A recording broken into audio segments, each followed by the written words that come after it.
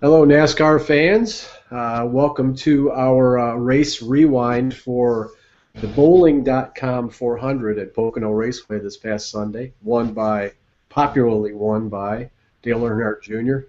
I'm Charlie Turner, and I'm joined by my partner in crime, Dan Beaver. Hey, Dan, how you doing? I'm doing great. It's still a little warm down here in Texas, but it's August. What can you expect? It's supposed to be warm in Texas, right? It'd be something to be wrong. It wasn't warm in Texas in August. We're True. still having weird weather here. It's like up and down, and like kind of cool today. I don't know, whatever. I'll just take what we get and roll with it. And that's kind of what happened Sunday in that race too. Dale Earnhardt Jr. took what he could get and rolled with it after fairly dominating performances by a couple of other drivers who just couldn't close the deal. Yeah, the number 88 team certainly seems to be hitting on all cylinders now. It's never been a question of power. It's never been a question of skill, really.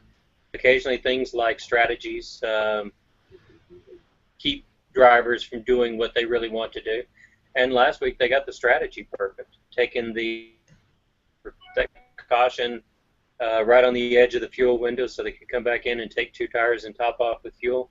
I think that proved to be the winning move because it got them in clean air, where drivers like Jeff Gordon and Kurt Busch, who dominated most of the race, were back in dirty air, and you just can't pass. It takes a while to be able to set someone up and pass them. Yeah, and So I think, you can watch that too. You know, they get up and then they have to back off, and they just got to get it just right.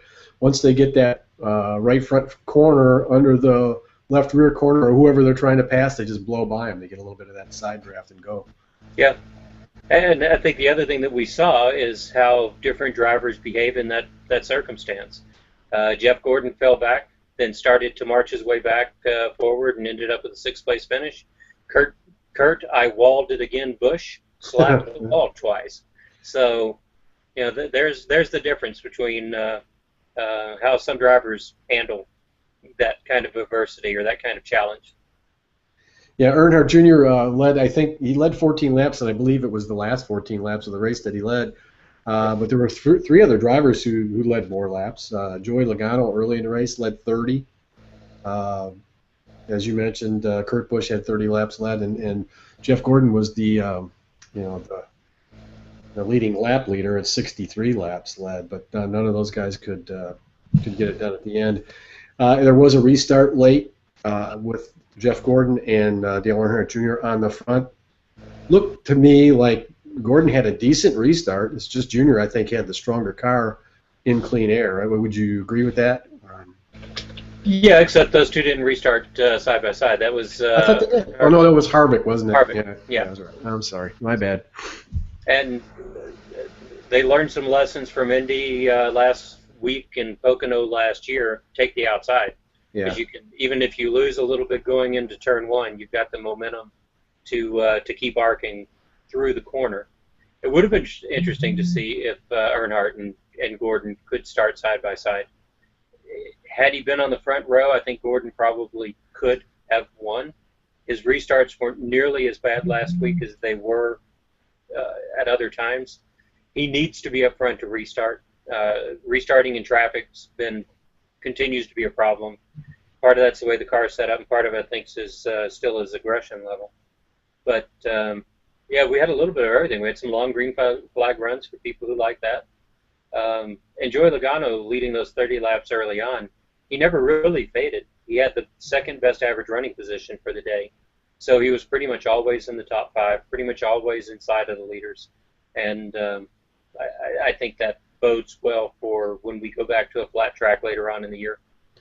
yeah. A couple of other interesting things that happened towards the end of that race. Of course, there was a big wreck, which is sort of unusual for Pocono. You had 14 cars involved in a wreck with about 20 laps to go, something like that. I don't think it really took any of the real contenders out of the race, but it took a lot of the dross out, I guess. Well, it changed the complexion of the race quite a bit because then drivers like Greg Biffle could stay out and risk running out of fuel. He wouldn't have done that if there'd been another 10 cars or so on the lead lap. And that's what it took out. It took out a bunch of lead lap cars. Yeah. So it allowed for a different kind of strategy. It changed things up there quite a bit. I think Keselowski might have been able to rebound to get a slightly better, quite a bit better finish than he had. Um, we don't know about some of the other drivers. Kenseth has a tendency to come forward at the end. He might have finished in the top 10, or probably would have finished in the top 10. So I think it took out some of those 6th to 15th place contenders that would be talking about having a strong run. Yeah, hurt some fantasy teams, I'm sure. Yeah, I'm sure it did. Tony Stewart was in there. He probably was popular in the fantasy games. Kenseth was probably popular. It's amazing though that the driver who basically started it all by getting so far out of shape, Hamlin, just gets away without a scratch on him. Yeah, Doesn't he even touch he the came wall. very close to the wall, but I don't think he even got it. And that car was almost dead sideways at probably 200 miles an hour. Yep.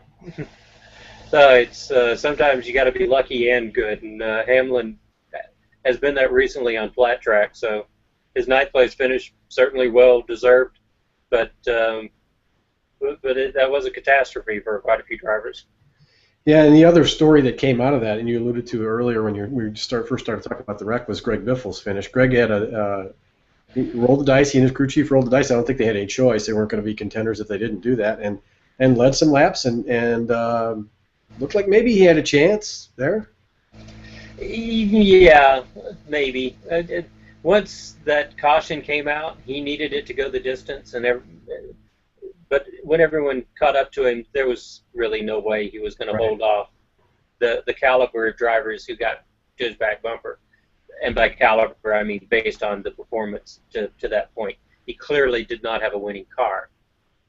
The fact that he was willing to do that, though, given his position in the points, was altered by the wreck. And a little surprising that they would roll the dice since they're 13th in the standings. They're one of those drivers that currently needs to make the chase on points, and that's going to tighten up if there's another 1 or 2 winners in these last 5 races. The other thing that I think it suggests is, considering how badly Carl Edwards ran all afternoon, in light of the ambush announcement at Indy, you got to start to wonder if there's resources being reallocated at Roush Fenway. Once the chase starts, Roush is going to, no doubt, back Edwards 100%. But in these last 5 races, I've got to wonder if Roush's priorities are more about getting Biffle or Stenhouse into the chase so he doesn't have to rely on Edwards, since Edwards is going to leave next week or next season. And could we be seeing pretty bad results for Edwards going forward if Biffle gets into the chase and Roush doesn't really have much of an incentive to give him 100% support? That'll be something to watch as we go forward. Let me run down those top 10 real quick before we get away from it. Of course, Dale Earnhardt Jr. was the winner, finishing second. Kevin Harvick, Joey Logano was third. Clint Boyer with a good strong run most of the day was fourth. Biffle ended up with a 5th place finish, which I think made that gamble worthwhile for sure. Jeff Gordon was 6th after leading 63 laps, as we said earlier. Jamie McMurray was up front most of the day, finished 7th. Ryan Newman 8th. You made the call on Ryan last week that he'd have a good week this week. And then Denny Hamlin 9th. And Casey Kane rounding out the top 10. Casey Kane was my pick for the week. I really thought maybe that team would get something together. But just they never really had anything going much all day. 2 other stories that almost happened, or one story with 2 subheads that almost happened. Kyle Larson finishing 11th. That would have been his 3rd consecutive top 10 for the first time in his career. Alston Dillon was running in the top 10 before that final restart, or the next to last restart. He was going to the final restart. He was going to have back-to-back top 10s for the first time in his career. Instead, they slipped into the top 15. We got to wait a couple of weeks to see if that'll happen again. Yeah, those rookies, though, are proven to be the real thing, I think. We're far enough into this season, and their results are consistent enough to where you can kind of expect them to run well every week. Two big names that did not have good days. Of course, Kyle Busch blew an engine and finished 42nd. Jimmy Johnson blew a couple of tires and finally smoked the wall hard enough to where it ended his day. Does that look to you like those teams are trying some things Oh yeah, during the next week. I think there's undoubtedly on Johnson's part, Mm-hmm. whatever they're doing with tires, I don't know what they think they're getting out of it. Um, as obviously, Chad Knaus is a much smarter man than I am. You don't Oh win any no, no, championship, no, Dan, no! Don't ever admit that. but I look at that and you think, okay, he's risking hurting his driver first of all. Yeah. Secondly, they're going to lose any momentum they possibly could have going into the chase if they don't stop this foolishness with the tires. And they're doing something. Those tires are not just blowing on their own. So they're playing some sort of dangerous game. Kyle Busch, he blew an engine, but that was his first blown engine, I think, in 46 starts. So probably an anomaly, probably not something to worry about going forward. But certainly keep an eye on the Joe Gibbs Racing power plants in general. They've been a little persnickety in the past. Somehow Kyle's managed to avoid the problems. Perhaps because he's wrecked in about 25% of those 46 last 46 races. Maybe he hasn't gone far enough in some of them to blow engines. Yeah, Matt Kenseth caught up in that big 14-car pileup, finished 38th too. That doesn't help them much. How close? I haven't looked at the point standings today. How close are they to having to win a race to get into the chase? Kenseth's pretty safe. Is he? Okay. I think we need 5 unique winners. He's 5th in the standings still, I believe. So he's got plenty of room to burn. He's 4th in the standings. He's got plenty of room to play with, but he can't afford to be too risky. Neither can Ryan Newman. Both of those drivers are drivers that have to concentrate on both points and winning a race if they get in the right position to win a race. Okay, I think that pretty much winds up our rewind of the 2014 bowling.com 400. Boy, that's hard for me to say. Bowling.com 400 at Pocono Raceway. We'll be back next week to talk about the big road course race at Watkins Glen.